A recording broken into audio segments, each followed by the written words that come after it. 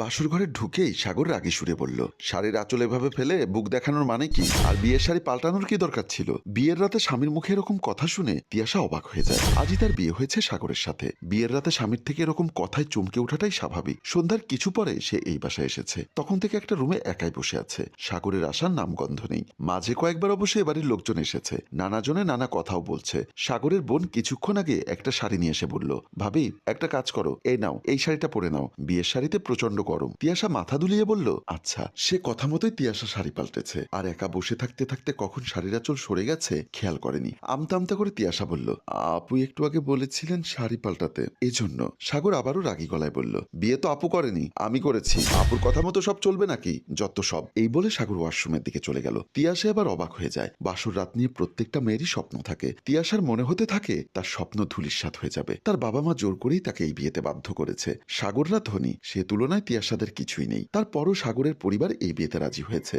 কারণ সাগরের প্রথম স্ত্রী মারা গেছে। তিয়াশা তার দ্বিতীয় স্ত্রী। তিয়াশা কখনোই এই বিয়েতে রাজি হতো না, কিন্তু সেদিন তিয়াশার বাবা তাকে এসে বলল, বয়স তো বেড়েই চলেছে, আর কতকাল বাপেরটা খাবি? এবার জামাইয়েরটা খেয়ে বাপকে একটু নিস্তার দে। তিয়াশা অনেকক্ষণ চুপ করেছিল। বেশ কিছুক্ষণ পর বাবাকে বলল, বাবা আমি এমন কি করেছি যে তুমি আমার কাছ থেকে নিস্তার চাচ্ছ? তিয়াশা বাবার মন গলাতে পারেনি। বলেছিলেন, মেয়ে বড় হলে বিয়ে করবে, এটাই স্বাভাবিক, তুই রাজি হবি না কেন? হ্যাঁ, এজন্য আমার চেয়ে 10 বছরের বড় একজনের দ্বিতীয় স্ত্রী হিসাবে তার কাছে পাঠিয়ে নিস্তার পেতে চাচ্ছ তো? ঠিক আছে, আমি বিয়ে করব, তোমাকে নিস্তার দিব। এরপর তিয়াশার সাথে বিয়ে হয় সাগরের। বিয়ের প্রথম রাতেই তিয়াশা বুঝতে পারে কোথায় এসে পড়েছে সে। সারা জীবন হয়তো স্বামীর গঞ্জনাই সহ্য করে যেতে হবে, কারণ সে যে দ্বিতীয় স্ত্রী। ওয়াশরুম থেকে ফিরে এসে সাগর তিয়াশার সাথে আর কোনো কথা না বলেই ফ্রেশ হয়ে এসে শুয়ে পড়ে। তিয়াশা কিছুক্ষণ দাঁড়িয়ে থেকে বুঝতে না পেরে বিছানার আর এক পাশে শোয়। তখনই সাগর চিৎকার দিয়ে ওঠে, এখানেই কেন? ঘরে কি জায়গা কম আছে? তিয়াশা ক্ষীণ কণ্ঠে বলে, তাহলে কোথায় ঘুমাবো? বাসায় অনেকগুলো রুম আছে, যেখানে ইচ্ছা যাও, কিন্তু আমার বিছানায় না। আপনি যদি একটু কষ্ট করে বলে দিতেন কোথায় থাকবো,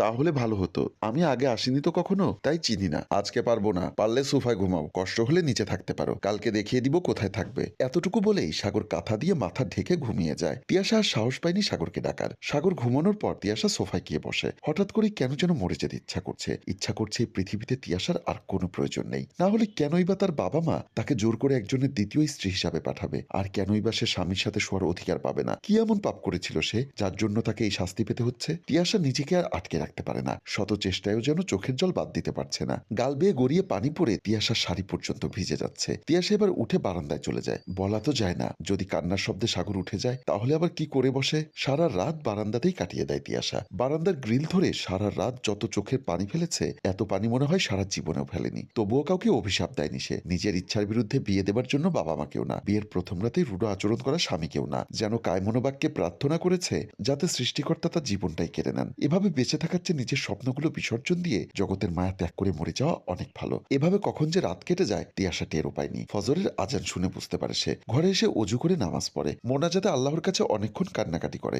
আল্লাহ যেন তাকে একটা সুন্দর পথ দেখায়। নামাজ শেষে পুনরায় বেলকনির দিকে যায়। পাখির কিচিরমিচির শব্দে মুখরিত হয়ে যায় চারিপাশ। ঢাকা শহরের সকাল যে এত সুন্দর হতে পারে, এটা তিয়াশার ধারণার বাহিরে ছিল। তার জীবনের অন্ধকারও যদি এভাবে কেটে যেত, যদি সেও সুন্দর একটা জীবন পেত, সুন্দর একটা সংসার পেত, এটা কি এতই অসম্ভব? অসম্ভব কিছুই না, কিন্তু সম্ভবই বা হবে কিভাবে? কিছুক্ষণ পর সাগর ঘুম থেকে ওঠে। তিয়াশা বারান্দায় ছিল, খেয়াল করেনি। সাগর বারান্দায় এসে তিয়াশাকে দাঁড়িয়ে থাকতে দেখে বলল, সকাল সকাল এভাবে বাহিরে দাঁড়িয়ে থেকে নিজেকে সবার সামনে দেখানোর মানে কি? আমার ঘরে কি জায়গা দেয়নি নাকি যে বারান্দায় এসে এভাবে নিজেকে প্রদর্শন করতে হবে? তিয়াশার খুব ইচ্ছা হলো বলি, স্বামীর বিছানায় শোবার অধিকার দেননি মানেই তো ঘরে থাকার জায়গা দেননি, কিন্তু আর বলে না। না জানি এটা শুনলে সাগর আরো কি কি করবে। তিয়াশাকে চুপ করে থাকতে দেখে সাগর আরো জোরে বলল, একবার বললাম কথা কানে যায় না? তিয়াশা আর কিছু না বলে ঘরে যায়। সাগর বাথরুমে যায় ফ্রেশ হতে। সাগর বাথরুমে যাবার পর তিয়াশা রুম থেকে বেরিয়ে আসে। রান্নাঘরে গিয়ে দেখে সাগরের মা কাজ করছে। তিয়াশা এগিয়ে এসে বলে, মা আমি সাহায্য করি? সাগরের মা ঘুরে তাকিয়ে বললেন, না না, আমি করছি।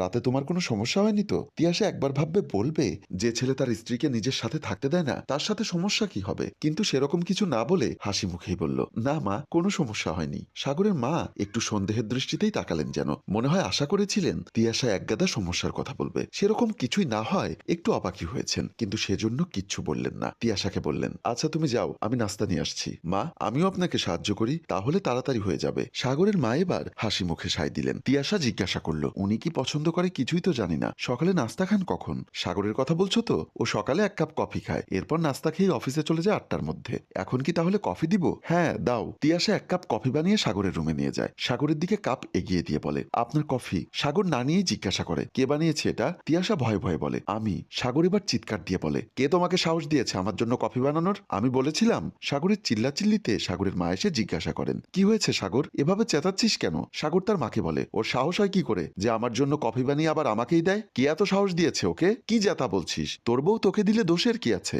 এজন্য এভাবে চিৎকার করবি নাকি? সাগর আরো উচ্চ স্বরে বলে, কিসের বউ? তোমরা নিজেরা আমার বউ বানিয়ে দিয়েছো। আমি বলেছিলাম ওকে আমার বউ হতে। তিয়াশা কথা শুনে আর ধরে রাখতে পারে না, দুহাতে মুখ ঢেকে সবার সামনেই কাঁদতে শুরু করে। সাগর যেন আরো খেপে যায়, এভাবে ফিচফিচ করে কাদার মতো কিছু বলিনি। কাঁদতে মন চাইলে অন্য কোথাও গিয়ে কাঁদো, আমার সামনে এত ঢঙের দরকার নেই। সাগরের মা তিয়াশাকে সাগরের রুম থেকে নিয়ে আসেন। তিয়াশাকে নিজের রুমে বসিয়ে বলল, বৌমা তুমি এখানে বসো, আমি ওকে একটু নাস্তা দিয়ে আসি। সকাল সকাল কিছু না খেলে ওর মাথা একেবারে ঠিক থাকে না। কোনো চিন্তা করো না, আমি এক্ষুনি আসছি। এই বলে তিনি বের হয়ে গেলেন সাগরকে নাস্তা দিতে। সাগর নাস্তা খেয়ে অফিসে চলে যায়। এর মাঝে তিয়াশা সাগরের রুমে যায়নি, একা একাই চোখের পানি ফেলছে। সাগরকে বিদায় দিয়ে সাগরের মা তিয়াশার কাছে আসেন। তিয়াশা তখনও কাঁদছিল। তিয়াশাকে আদর করে বললেন, তুমি আমাকে মিথ্যা বলেছিলে, এটা আগেই বুঝেছিলাম। তিয়াশা অবাক হয়ে তাকায়। সাগরের মা বললেন, ওই যে বললে না রাতে কোনো সমস্যা হয়নি। হয়েছে তো আমি জানি, কি হয়েছে সেটা বলো। তিয়াশা কান্নার জন্য কথাই বলতে পারছিল না। সাগরের মা তিয়াশাকে বললেন, দেখো মা, তোমার মানিয়ে নিতে কষ্ট হবে, কিন্তু আমার বিশ্বাস সাগরকে তুমি ঠিক করতে পারবে। আর তোমার যদি কোনো কষ্ট হয় তাহলে তুমি আমাকে বলো, কিন্তু সাগরকে কিছু বলতে চেও না। তিয়াশা এবার শাশুড়িকে প্রশ্ন করে,